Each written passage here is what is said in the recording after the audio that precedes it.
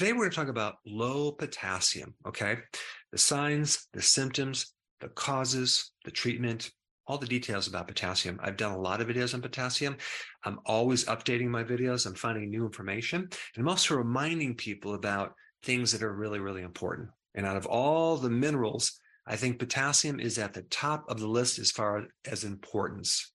So the reason why we need potassium mainly is because it's a part of a certain enzyme or a pump in all of your cells called the sodium and potassium pump, okay? That is the pump that keeps these two minerals separated to a certain degree to create a battery effect in your cells. So potassium is intimately involved in the power in the cells.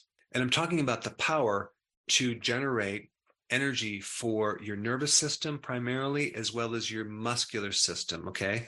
All your muscles. And I'm not just talking about your skeletal muscles from your legs and your arms, but the muscles in your colon, the muscles in the lung, which is the diaphragm, which is a little bit different, but that's not a skeletal muscle, but it allows you to breathe. So that's a really, really important function right there. It also is involved in pH, and potassium also works with other minerals like sodium, for example. It can also work with magnesium.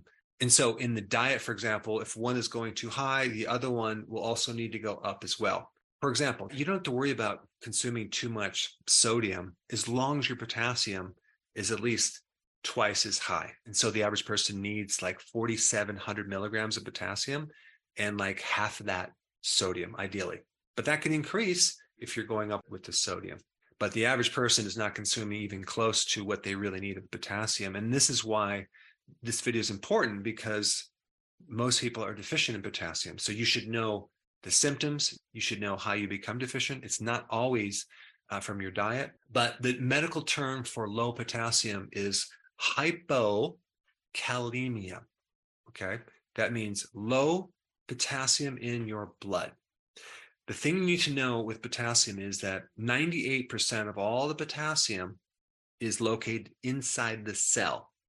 Only 2% is outside the cell in your blood.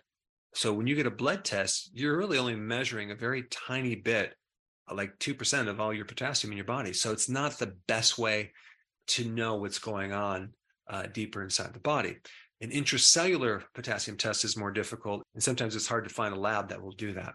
So let's kind of go through the symptoms of low potassium, okay? Number one would be muscle weakness, okay? Let's say you're climbing up the stairs and you're like, oh my gosh, my legs are just so heavy, or you're starting exercise and you just don't have the gas. You just feel kind of tuckered out. That can be a potassium deficiency. This is why it might be good sometimes to take an electrolyte powder with potassium to get more energy while you're exercising. A lot of times people will feel a significant difference with that. Now, we also have your lungs, which is controlled by the diaphragm. So in other words, a lack of potassium could affect your breathing, right? It's harder to breathe. A lack of potassium can affect the colon muscles, the peristalsis, the pumping action of your digestive system, and that can show up as constipation as a symptom. And also you can notice cramping in your calves, in your feet, in other parts of your body. You can even notice twitching, but also twitching could be a lack of calcium as well, or even magnesium. A lot of these minerals kind of cross over. So cramps in your calf could be potassium. It could be magnesium. It could be calcium. So this is why the video, to kind of learn a little bit more about the overview of this one mineral. Another common symptom is arrhythmias, the heart rhythm. Another one would be hypertension, as in high blood pressure. And even as that might relate to vascular stiffness. In other words, potassium helps keep the arteries soft, okay, to prevent high blood pressure.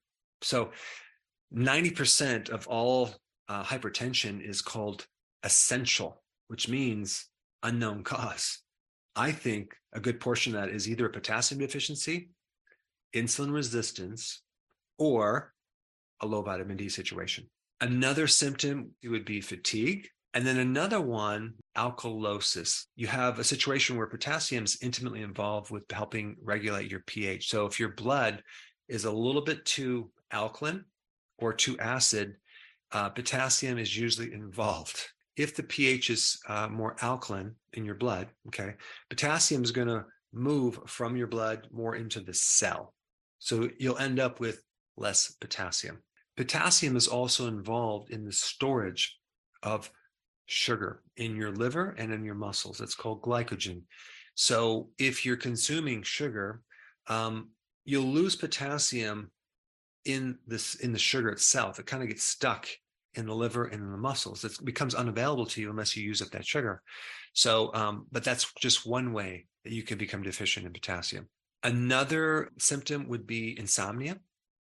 Another symptom would be a higher pulse rate. So potassium keeps your pulse rate lower. And another condition called pulsatile tinnitus. Now, what is that? That is a situation where you start hearing your pulse beat, okay? It could be a swishing or a pounding where you put your head on the pillow and you just hear your heart beat, just pounding like that. It's not even necessarily a higher pulse rate. You just hear or feel your heart rate, okay? That is a potassium deficiency. All right, so now the question is, how do you become deficient in the first place? It could be because you're not consuming foods high in potassium. That's a common cause. And then also you're eating a lot of junk foods, which are loaded with sodium. That really throws off your ratios. Another few common causes would be you're losing fluids, like either your vomit, you're doing excessive laxatives where you're losing fluids, or you have diarrhea. That could be the reason why you're deficient in potassium. Another common thing is diuretics. Diuretics many times will pull out sodium and potassium. Stress in general can create a potassium deficiency. And this is why a condition where you have high levels of cortisol, called Cushing syndrome, can give you signs of a potassium deficiency. So by taking potassium, you can feel calmer. You can have more energy. You can have more strength in your muscles. You can have better bowel movements. But like I mentioned before, potassium is involved with storing sugar. So one way to deplete or shift the available potassium to the unavailable potassium is to eat a lot of sugar or refined carbs, okay? I have done that many times in my 20s, in my 30s now, and I'm being very sarcastic. I'm in my 50s, and I haven't consumed refined sugars in many, many, many years. But when I used to eat a lot of sugar, I had a lot of these symptoms that we're talking about. This is why diabetics are usually always deficient in potassium, and they should be consuming a good amount of potassium the higher their blood sugars are. And so even potassium can help the insulin work better. It can help the insulin resistance situation. Now, when someone starts the ketogenic diet, they lose a lot of glycogen. Since a lot of that potassium is stuck in that glycogen, they're going to also lose a lot of potassium. And this is why when you're on the ketogenic plan, I always recommend take electrolytes to get back that potassium. So you want to get heavy potassium, definitely a good amount of sodium as well to get your electrolytes back. Drinking a tremendous amount of water, forcing yourself to drink like a gallon of water can definitely do it as well. When you're doing fasting, okay, I always recommend adding more potassium as well as sodium, as in sea salts, to the process. That way you can keep your electrolytes up because you're not eating any food.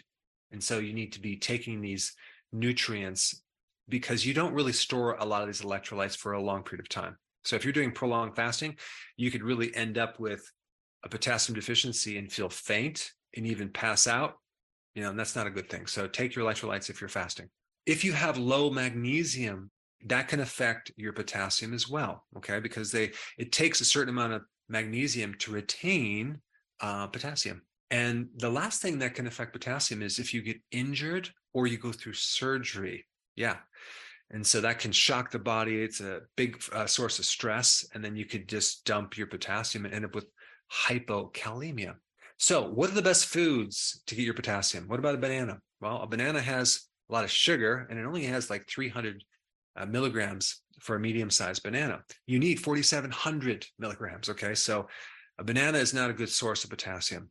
What about potatoes?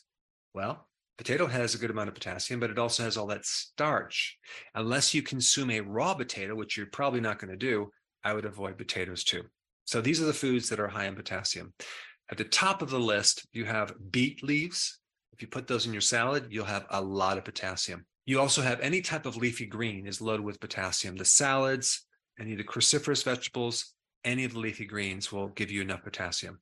Avocados are a very good source of potassium. Squash and lima beans have a good amount of potassium. Now, of course, lima beans are in the bean family. I don't really recommend consuming a lot of those. If you're going to have them, have a small amount. And we also have salmon has a good amount of potassium. So potassium is not just in vegetables, it's also in certain meats as well. So I hope you now have a better understanding of potassium and a better appreciation of potassium. If you haven't seen this video on electrolytes that I did, I have a very cool demo in this video to show you how potassium and other electrolytes can power your body. Check it out. I put it up right here.